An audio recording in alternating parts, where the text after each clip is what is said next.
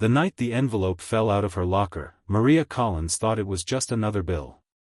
Another reminder that no matter how many double shifts she worked, life never really loosened its grip.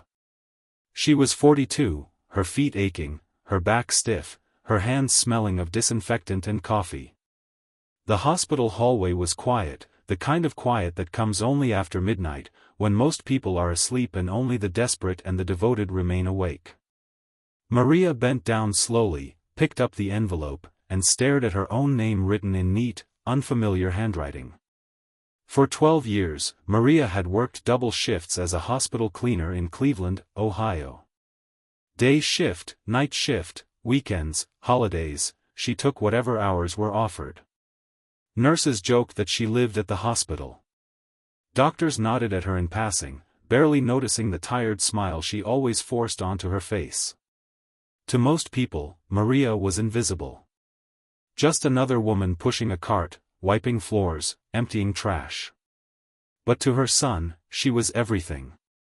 Ethan Collins was 19 now. Tall, quiet, brilliant in a way that scared her sometimes. He studied engineering at a state college, thanks to scholarships and part-time jobs, but Maria still sent him money whenever she could. She never told him how exhausted she was.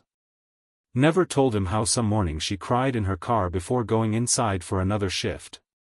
She just told him, "I'm proud of you," and meant it with every broken part of herself.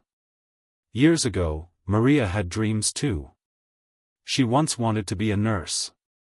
She loved caring for people, loved the idea of healing. But life didn't wait for dreams. Her husband, Daniel, had left when Ethan was 7. One suitcase, one cold sentence, "I can't do this anymore." No child support. No goodbye. Just silence that stretched into years. After that, Maria learned what survival really meant. She learned how to smile while her heart was heavy. How to calculate groceries down to the last dollar. How to say, "I'm fine," even when she wasn't. And most of all, she learned how to work. Double shifts weren't a choice. They were the only way forward. The envelope stayed in her locker that night. She didn't open it.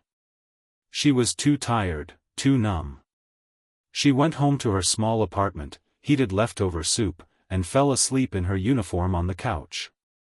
Dreams came and went, filled with hospital lights and Ethan's face as a child, asking her why she never rested.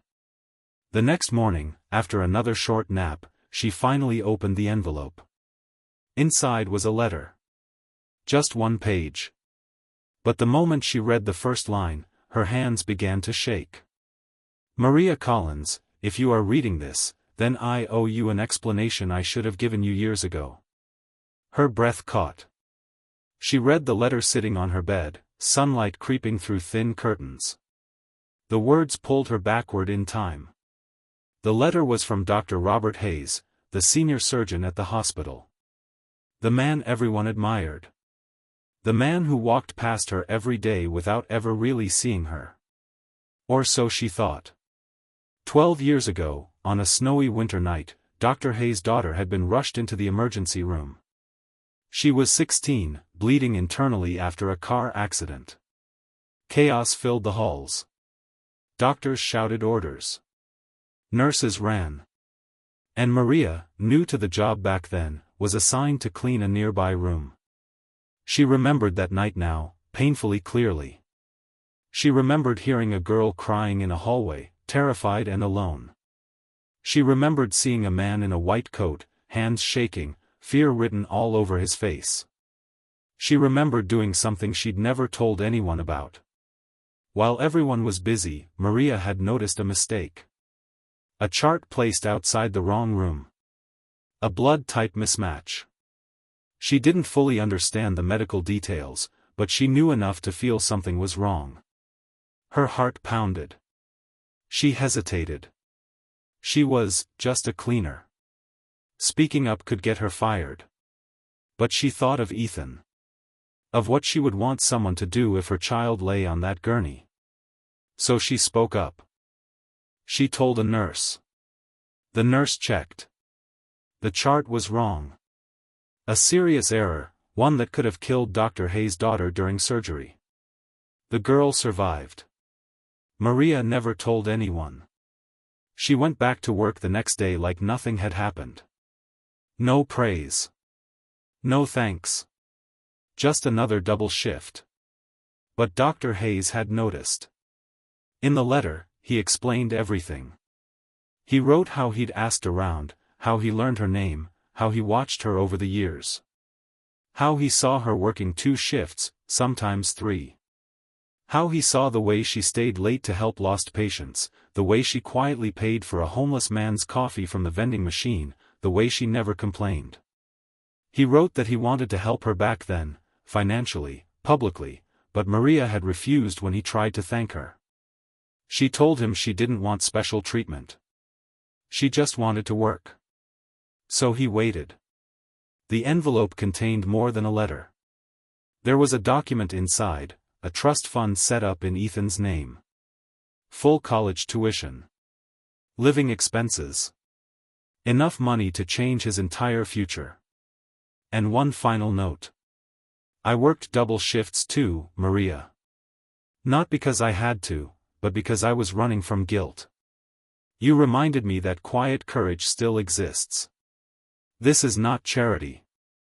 This is gratitude. Maria dropped the papers onto the bed and covered her face with her hands. She cried the kind of cry that comes after years of holding everything in. Not loud. Not dramatic. Just deep, shaking sobs that emptied her chest. That evening, she called Ethan. He answered with his usual cheerful voice, talking about classes and projects. She listened, smiling through tears, and then told him everything. About the envelope. About the night years ago. About why she had really worked double shifts all this time, not just for money, but because somewhere inside, she believed doing the right thing would matter someday. Ethan was silent for a long time. Then he said, "Mom, you saved a life. And you saved mine too." Weeks later, Maria reduced her hours for the first time in over a decade. Just 1 shift a day. She started taking care of herself. Sleeping more. Smiling more. Living, instead of just surviving. Dr. Hayes stopped her one day in the hallway and thanked her again, this time in front of everyone. Nurses, doctors, staff, they all heard her name.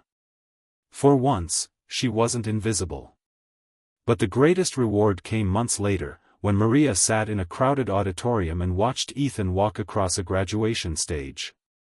As he waved at her, she felt something she hadn't felt in years: peace. The envelope hadn't just explained why she worked double shifts. It proved something she'd always believed, even on her darkest nights, that kindness done in silence still echoes, that sacrifice is never wasted, and that love, real love, always finds its way back. If this story moved you, remember to like the video and subscribe to the channel.